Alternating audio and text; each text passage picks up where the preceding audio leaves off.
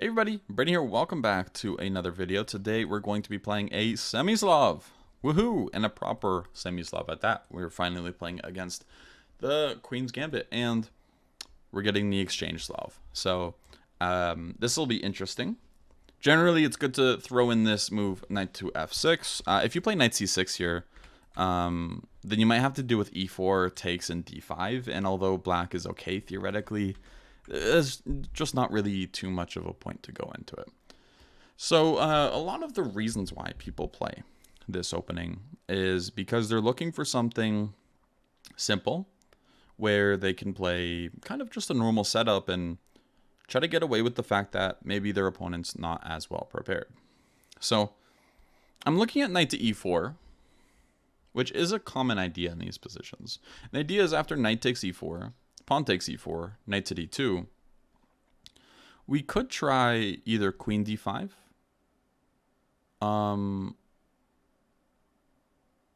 or bishop f5.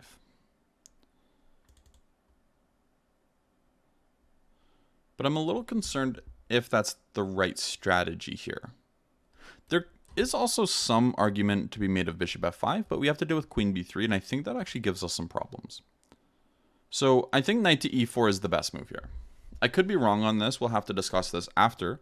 But you see this move quite a bit when you play against bishop g5. So we might get into something theoretical. We'll have to see. One of the nice things about this move is after takes, this knight does have to move, which is not fun. Okay, yeah, actually after knight d2, we can just take the pawn. So I should have realized that. But we get the pawn, which is great. And now, do I take this pawn or is that too greedy?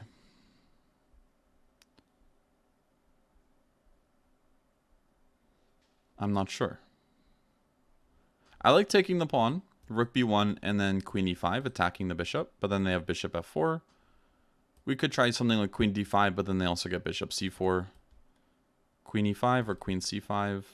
Queen c5 attacks the bishop. I feel like taking the pawn is the right call, even if it's kind of scary. Just because something's scary doesn't mean it's not correct, right? And one of the points is after takes, we can give a check, and that's kind of an annoying check to deal with. This might be scary, though.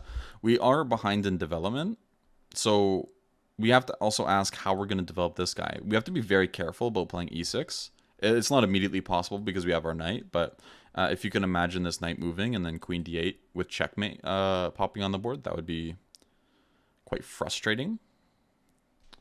So I think the way I should play it here is actually e5 and just go for a massive amount of development. Right now I'm threatening bishop b4 check. My apologies. If knight to d6, then I can take it. Queen takes and then go queen b4 check.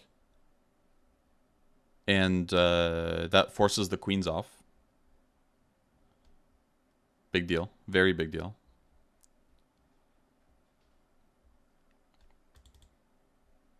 Actually, no, knight d6. My apologies. Knight takes d6. Queen takes d6. We can just take on a1. And we can just play something like f6. We don't have to. e7's not really even covered there. Yeah, so I like bishop b4 check here. Bit of an annoying move to deal with, because they don't really want to move their king to f1, but it looks like they're forced into it. Unless there's an alternative. I don't see one, though. I do have to be careful. Actually, king f1, I castle, and then they go queen h5. But there's queen takes a1, which is good. And the reason why queen h5 is something to worry about is because knight f6 with check. Followed by takes, and then queen takes on h7 with checkmate. But we can castle and get away with it here. If it weren't for those meddling kids. I don't know why I said that. That's not even relevant here. But I think we should have moves like f5 in the position. If they go rook b1, we actually might take. So here, this helps us. We can go bishop h3 check. Develop with tempo is always nice. And it's unclear where that knight's going to go after bishop h3 check. After f5, what do they do?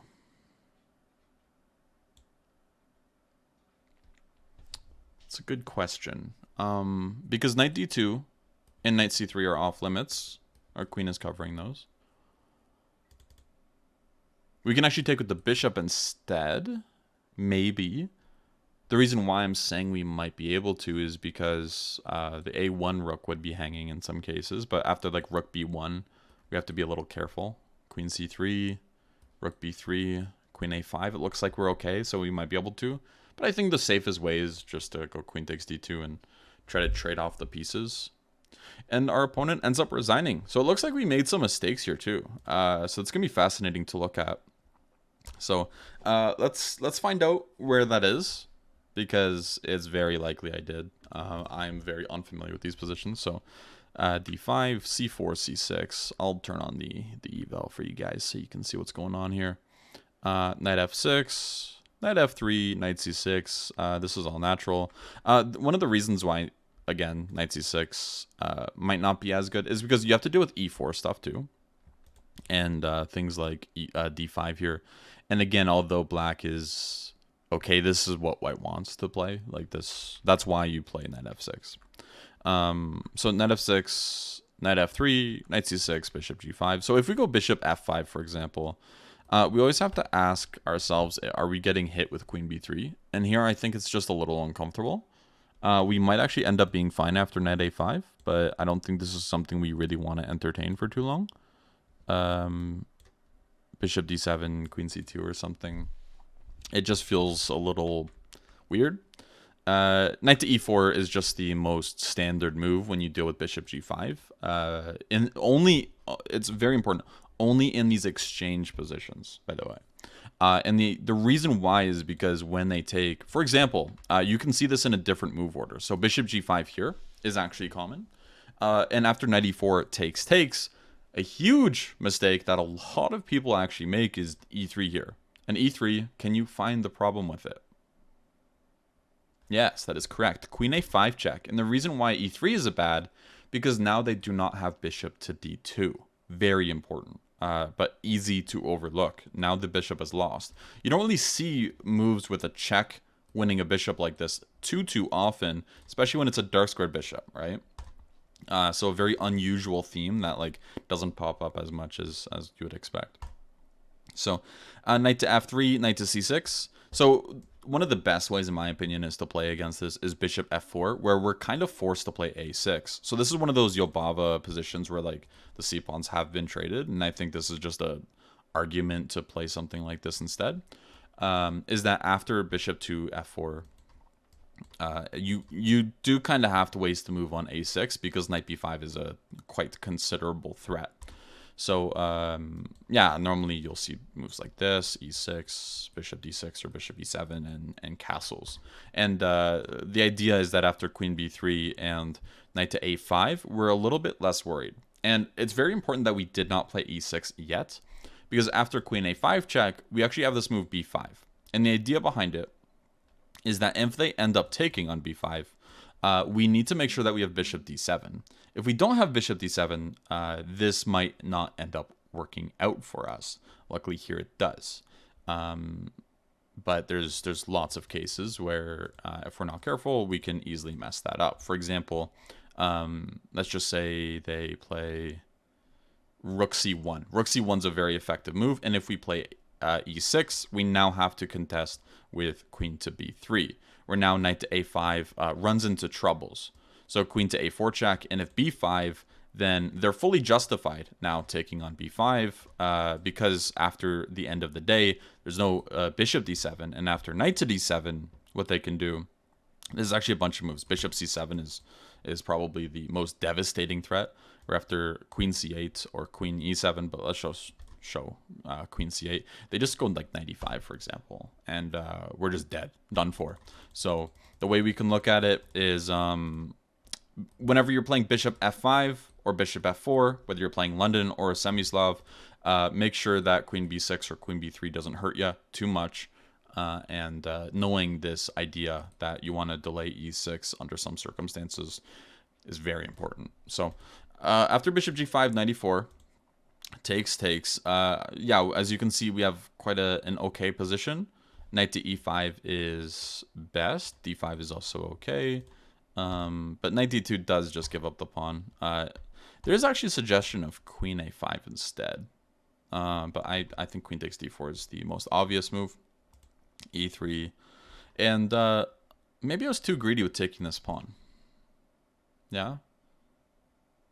Interesting. We're up 2 pawns, but computer does not love us. So we got to find out our mistakes anyways here. Knight takes e4 was a bit of a mistake. Bishop d3. Bishop b4 check felt good. King f1. Castles? No, it looked like we played this okay. Bishop h3 check and f5. No, the computer was wrong. The computer was assessing that we made 2 blunders somehow in the after the fact, but I think it's because it's like it's lower depth that it was giving those assessments. But it looks like we played a very clean game. Did quite well.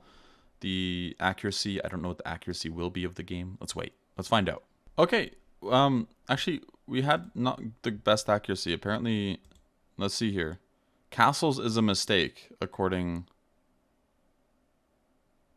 to the computer, but then when we turn on the computer, it's not a mistake.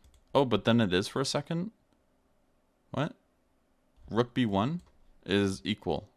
But then, what? But then queen a3? What's wrong with this? Then it says bishop h4.